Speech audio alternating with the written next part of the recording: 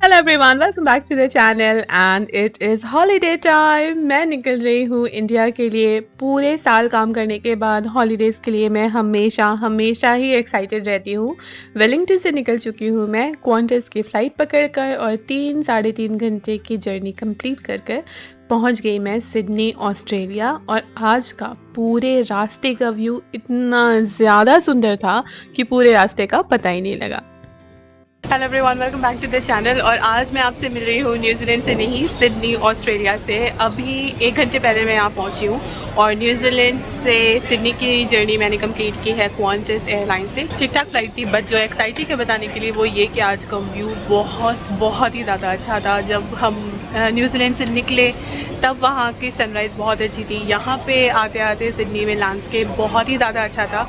और जो सबसे ज़्यादा एग्जॉस्टिंग बात है वो ये कि एयरपोर्ट बहुत ज़्यादा बिजी है। पिछले 1 घंटे से मैंने सिर्फ बैग टांगा हुआ था कि सिक्योरिटी वगैरह क्लियर कर सकूँ और मेरे कंधे में दर्द हो गया, बट फाइनली मुझे ट्रॉली मिल गई है। एक क्वाइट कॉर्नर ढूंढती हूँ और फिर बात करती हूँ। तो मैं इंडिया जा रही हूँ।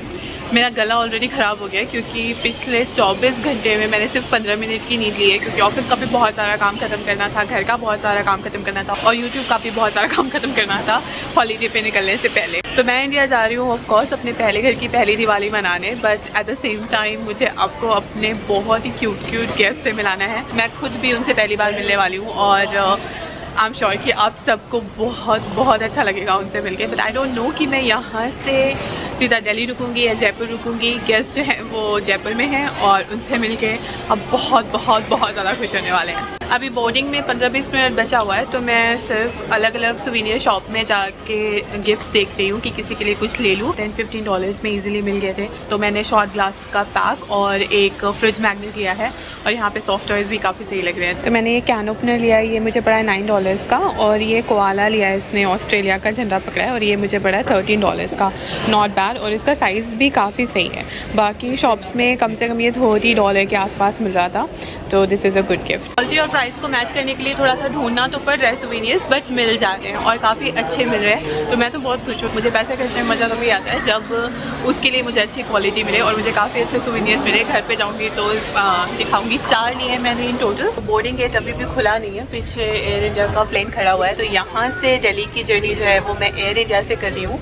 लास्ट टाइम मैंने एयर इंडिया से ट्रैवल किया था 2013 में, और वो जर्नी थी लंदन से दिल्ली तक के लिए। ठीक ठाक फ्लाइट थी, बहुत कुछ खास नहीं है बताने के लिए, अदर देन कि एयरबस में सिर्फ एक केटल थी जिससे सबको चाय सर्व हो रही थी। तो आई डोंट नो कितने लोगों को चाय मिली थी उस टाइम, बट मैंने सुना है कि एयर इंडिया की जो सर्विसेज हैं वो बहुत ज़्यादा इम्प्रूव हो गई हैं and I am really hopeful. अब जो पूरी जर्नी है यहाँ से वो दिन में ही कवर होने वाली है, तो I am really hopeful. And अगर कुछ दिखाने लायक होता है तो दिखाती हूँ, अदरवाइज़ मिलते हैं दिल्ली में शाम को 5:30 बजे। फाइनली मैं लैंड कर गई हूँ दिल्ली में और एयर इंडिया का एक्सपीरियंस काफ़ी अच्छा था। बस 2 चीज़ों की कमी थी। पहला कि उसमें डाटा केबल नहीं था, चार्जिंग पॉइंट नहीं था, तो ऑफकोर्स मेरे फ़ोन की बैटरी इस समय 30% या उससे भी कम है। और दूसरा कि मील की टाइमिंग बहुत ही वियर्ड थी। 10-10 बजे के आसपास हमारी फ़्लाइट चली थी, 11:15 बजे के आसपास हमें पहली मील मिली थी, दूसरी मील मिली थी 7 बजे के आसपास, और उसके 1.5 घंटे बाद हमें एक बड़ी सी पाई दे दी गई थी और पहली और दूसरी मील के बीच में कुछ भी नहीं था।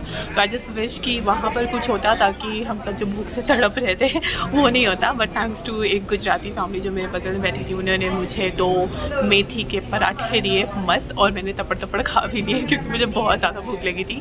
अभी लैंड कर गए हैं दिल्ली में, 30 डिग्री टेम्परेचर है यहाँ पर और कितना ज़्यादा कोहरा है। आई डोंट नो कि पोल्यूशन है या कोहरा है या क्या है, बट बिल्कुल भी कुछ दिख नहीं रहा था बाहर। तो पीछे आप देख रहे हैं अभी भी भीड़ जा रही है। मैं यहाँ से थोड़ा सा रिलैक्स करके इमिग्रेशन के लिए निकलूँगी, अदरवाइज़ वहाँ पर खड़े रहने का लाइन में कोई मतलब नहीं है। 5-10 मिनट वेट करते हैं फिर यहाँ से निकलते हैं। पिछले 2 साल में एयर इंडिया और एतिहाद दोनों से मेरा एक्सपीरियंस सेम ही था कि खाने पीने की जो टाइमिंग है वो बहुत ही ज़्यादा डिफरेंट रही है और बहुत ज़्यादा परेशानी हो जाती है। जब आप एरोप्लेन में हो आप क्या कर सकते हैं, जब खाना सर्व होगा तभी आपको कुछ ना कुछ मिलेगा। तो लेसन लर्नड, मैंने डिसाइड किया है कि नेक्स्ट टाइम डजंट मैटर मैं किस एयरलाइन के साथ फ्लाई कर रही हूँ, मैं अपना खुद का खाना लेके ट्रैवल करूँगी। एंड आई विल एडवाइज़ कि आप सब भी यही करिए। मैं थोड़ा वेट कर लिया लेकिन चार्जिंग पॉइंट यहाँ मुझे कहीं दिख नहीं रहा, तो इससे पहले मेरे फ़ोन की बैटरी लो हो जाए मैं जाकर देखती हूँ इमिग्रेशन कितनी जल्दी क्लियर हो सकता है। काफ़ी हद तक ट्रांसफ़र खाली हो गया है, विच इज़ ग्रेट। 2 मिनट भी नहीं लगे इमिग्रेशन क्लियर करने में। और यहाँ पे सबसे अच्छी बात ये होती है कि कोई मना नहीं करता बिज़नेस क्लास या किसी और काउंटर में जाने के लिए अगर वो काउंटर खाली है तो। मैं फ्रेश भी हो गई और यहाँ पे दिल्ली ड्यूटी फ्री से मैंने विस्की भी उठा लिया। अब मेरे को कोई आइडिया नहीं है इसकी प्राइसिंग का, सस्ता है महंगा है पता नहीं, मुझे बोला गया था लेके आने के लिए, तो जो मुझे सजेस्ट किया गया मैंने ले लिया। तो आई होप जिन फ्रेंड्स के लिए मैंने लिए उन्हें पसंद है, बट आई थिंक आज तक मैंने किसी को देखा नहीं है कि जिसे अल्कोहल पसंद ना आई हो फिर भी उसने छोड़ी हो। तो यूज़ तो सब कर ही लेंगे। अब बाहर निकलते हैं और देखते हैं कोई लेने आया भी है या नहीं। तो पता नहीं क्या खुजली मची रहती है कंट्रीज़ को कंपेयर करने की। अभी आते हुए ज़्यादा टाइम नहीं हुआ और 2 आंटियों को मैंने देख लिया कंप्लेन करते हुए। और यहाँ अराइवल से निकलने के साथ साथ ही मैंने विशाल को स्पॉट कर लिया और मैं अंदर से हेलो किए जा रही हूँ और वो अभी भी मुझे अंदर ही ढूंढ रहे। मैं बाहर आ गई फिर भी विशाल ने मुझे सरप्राइज़ नहीं दिया, मैंने विशाल को सरप्राइज़ दिया है यहाँ पे। और वो मुझसे पूछ रहे तुम आई कहाँ से। अब विशाल चाय उसमें लेके आए हैं वेलकम करते हैं कूलर चाय पी रहे हैं हम।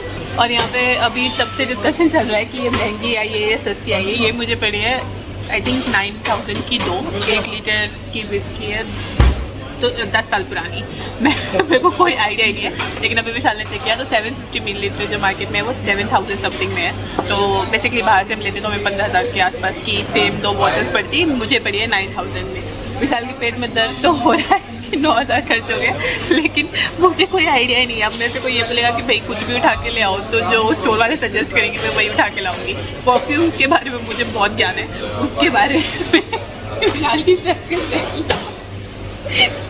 जितनी खुशी थी वो सारी चली गई। अब हम चाय पी के मिलते हैं।